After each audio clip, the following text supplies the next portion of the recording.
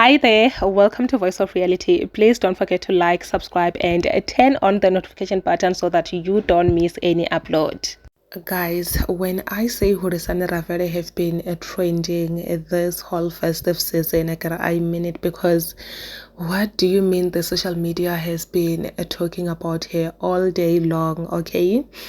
She recently had a social media talking when she rejected Christmas and New Year's Day. But personally, I think this is her personal decision, and that's how she see it, and that's just how she takes New Year and a Christmas Day. I don't think it's a problem. I don't think it has to be this big deal that people can make her trend like this, because she have been trending, guys. When I say she have been trending, I'm not even lying to you. It has been about her on social media. Ravele this, Horisani this, Horisani this, and some people actually came out and say she's very rude, very very rude.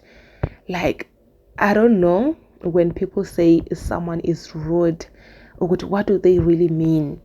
What do they really mean? I don't understand. When someone comes out and say this certain person is very rude, maybe it's because of what she said, but that's not a problem. That's not something that you can say someone is rude just because yeah, she doesn't like this.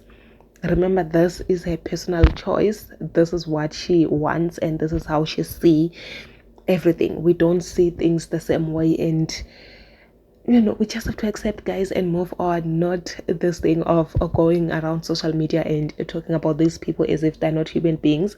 I always say this, they also do have feelings. Obviously, as she is trending right now, she's emotionally affected. That one I know. It will affect her somehow it will, guys, trust me, because I'm sure if she knew that this was going to make her trend, she was not going to say such thing. She said it because that's how she felt, and she felt would she have the rights to say that.